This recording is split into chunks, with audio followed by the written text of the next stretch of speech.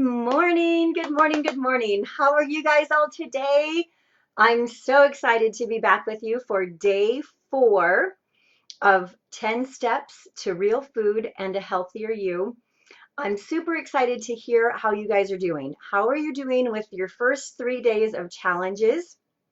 Have you been able to find that nutrient dense, um, unrefined salt, sea salt in the store, or have you had to order some online?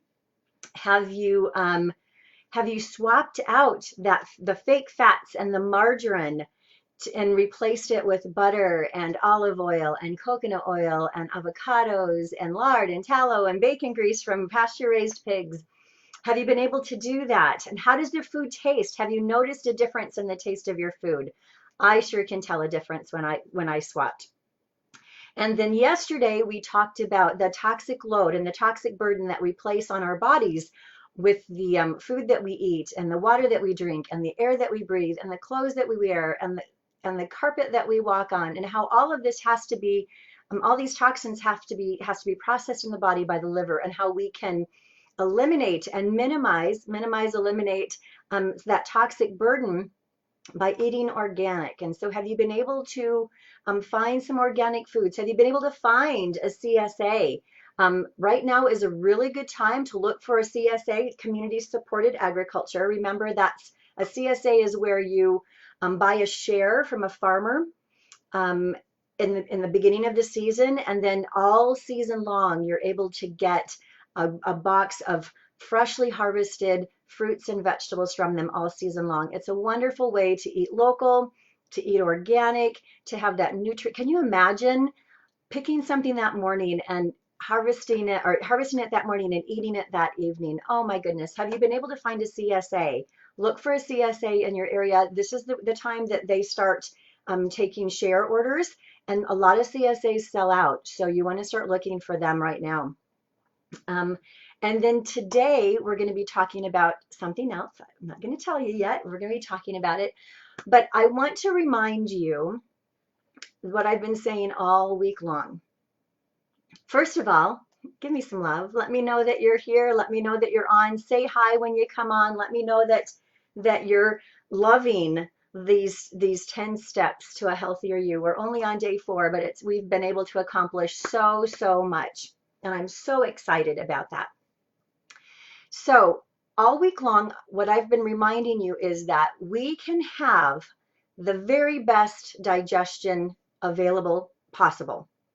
But unless we're feeding our bodies nutrient-dense food, we are still malnourished. In order to be healthy, you need to have good digestion and nutrient-dense whole foods in order to feed the body all the nutrients that it needs. Now remember, the function of digestion is to break down the food that we eat into molecules so small that they can be absorbed by the cells. Okay, but what's being absorbed? We understand the concept of garbage in, garbage out when it comes to computers, but it's the same thing with our body. We can't put garbage in our bodies and expect them to function optimally. Okay. Now, that same concept really does apply to today's topic. Today, we're going to talk about eggs, which may not seem very glamorous, but eggs are loaded with nutrients.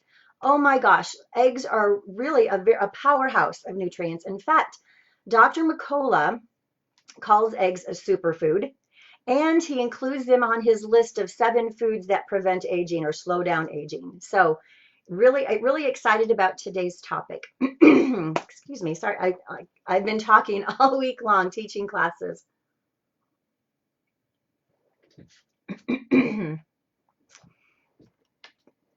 Okay, put a mint in my mouth to keep things going. So eggs are really are loaded with lots of nutrients, especially those fat soluble nutrients that we talked about on Tuesday. And in fact, the fat soluble nutrients in vegetables are actually more available, bioavailable in our body than in vegetables. Okay, the fat soluble nutrients in eggs are more available than the fat soluble nutrients that we get from our vegetables. Eggs have nutrients that support healthy vision, that fight macular degeneration and cataracts. Eggs have nutrients that protect the skin from sun damage and nutrients that reduce the risk of colon cancer and breast cancer. Eggs have all 8 of the essential amino acids. They have the fat soluble vitamins A, D, E, and K. They have B complex, they have iron, they have phosphorus, potassium, and calcium. Eggs really are just loaded with nutrients. And there used to be this, that we were told that eggs contain cholesterol and could cause heart disease. Well, actually, the science is in, and that's really false. There is no reality to that. In fact, eggs contain choline, which support the brain and the nervous system and the cardiovascular system, and helps break up cholesterol deposits and prevents fat and cholesterol from sticking to the arteries. So eggs really are loaded with lots of really wonderful nutrients. And in fact, if you are pregnant or nursing, you should be having 2 eggs a day. Now, when you cook your eggs, you want to eat the egg whole, first of all. You want to eat the whole egg. You don't want to do these egg whites only omelets because the egg whites actually contain an anti-nutrient that binds to biotin. Let me think. Let me just check my notes here. No, it has an anti-nutrient that it's called avidin that binds to biotin, which is a B vitamin. So it has avidin, which binds to biotin, which means our bodies can't absorb it. Okay, so you don't want to have egg whites only. When you cook the whites, it neutralizes that avidin. And there's lots of biotin in the egg yolks. In fact, the egg yolks really are where most of the nutrients are. So you want to make sure you get the yolk. When you cook the egg whites, it neutralizes the avidin. And like I said, the egg yolks have lots of biotin, so it kind of makes up for any that might be still, but avidin that might bind to some of the biotin. So you want to cook them, but when you cook them lightly, because of course, when you cook, you also neutralize nutrients. Let me know if you're understanding that you don't want egg whites only. You want the yolk with the egg white. If you're just hopping on, give me some love. Say hi. Let me know that you're here, that you're loving these 10 steps to real food. I'd love to hear from you. If you have a question on anything that I say, just pop it in the comments and I'll answer them. Okay, so eggs really are a powerhouse of nutrients. As I mentioned, Dr. McCullough calls them a superfood. But there really is a difference in the kind of egg that you're eating. And today we're going to talk about good, better, and best, as well as the eggs that you want to avoid. So when you hear about all those horror stories of confinement cattle, nowhere is that more true than when it comes to chickens. Conventionally raised chickens are housed in these big barns in little bitty tiny cages. They can't even turn around. They're fed, let me tell you what they're fed here. It's not really, they are fed, well, they're given antibiotics. They're given hormones so that they can produce more eggs. Okay, they're given antibiotics because the conditions are so bad and they're stressed so much that they want to make sure that there's no disease. They're given animal byproducts to eat. Their grains are covered in pesticides. They're given sewage sludge. They're given sewage basically to eat. And the grains that they eat, they're not organic. You know, they're covered in pesticides. They're genetically modified. A lot of it's corn and soy. So you really don't want to have conventional eggs. Again, same thing that we've talked about with our own bodies, garbage in, garbage out. How can you feed these hens garbage and expect to get this wonderful superfood called an egg from them? It's just impossible. So you really, really want to avoid those conventional eggs that you find in the store that just say eggs that are probably like 99 cents a dozen. You just want to avoid those.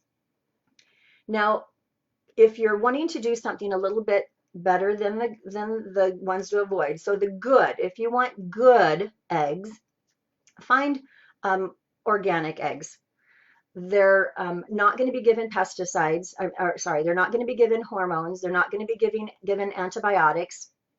if they're organic, then their feed has to be organic. So even if their feed has corn and soil, at least it's going to be, or corn and soil, corn and soy, at least it's going to be organic corn and organic soy, which means it's not going to be genetically modified. So organic eggs are good. They're on that good scale, but they're still housed in those tiny little cages. They're still kept in a barn where they're not getting any sunlight. And you know, chickens like to scratch and they like to dig. Chickens are not vegetarian. So when you see these vegetarian fed eggs, you know, I kind of chuckle because chickens are not vegetarians. If you put them out in your yard, they're scratching for worms, they're eating bugs, they're eating insects. They'll even eat a snake if you let them. They really are omnivores, and so they like meats as well. They like proteins. They like their bugs and their insects and their snakes and worms and all those things, as well as the leafy greens and the seeds that they come in contact with. But if you want something, if you want to do the good, okay, you're avoiding the conventional, the good, you know, an organic egg, okay. Better though is going to be an organic egg that's also free range. Now, free range means, according to the FDA, you can label something as free range if it has access to the outside. And typically these eggs aren't, or these chickens aren't kept in cages, so they're allowed to walk around in the barn. But there's so many chickens in there that they really can't move much. And access to the outside is usually access through like a doggy door in a, you know, in the barn wall. And their access to the outside must be a concrete pad. So it's better than the organic, okay, organic and free range, right? But the reality is that with most of these chickens that are free range, as I mentioned, they're inside most of the time, and they have to have access to the outdoors from a certain age on. And so when they're younger, they're so used to being inside where they're protected, right? That by the time they get old enough to have access to the outside, it's just not part of their daily routine. They just don't even, the concept of even going outside doesn't even register. And so they see very little daylight.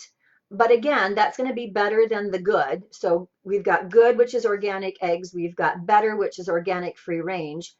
Best is going to be organic eggs from pastured chickens. So organic pastured chickens. What that means is that if they're pastured, they've been allowed to be outside. They've been allowed to be in the grass, in the sun. They're on pasture. They're in a field somewhere where they're still protected, but they're outside. They're able to be a chicken. They're able to scratch in the dirt. And with being organic, their feed is going to be organic because you still feed the chicken. So their feed is going to be organic. So ideally, you want a farmer who feeds them no soy and no corn, but at least their feed is organic. They're outside on pasture. They're able to get access to those bugs and the worms that they want, and even the snakes if they want. And so they're going to be in the sun, which means they're going to soak up all that vitamin D. They're going to have all the good protein from the wide variety of food that they're eating. So best really is organic pastured eggs. But if you want to go even one step better, if you want to go premium, okay, premium means you talk to the farmer. You find a local farmer that you know, and you talk to him. And you ask him questions about what he feeds his chickens. You want to make sure that he feeds them organic food with no soy and no grain. You want to talk to the farmer and ask him, do you use antibiotics? And you really shouldn't be using antibiotics unless the health of the whole flock is threatened. And then it's just a short amount, and none of the eggs from those chickens are being sold. Okay.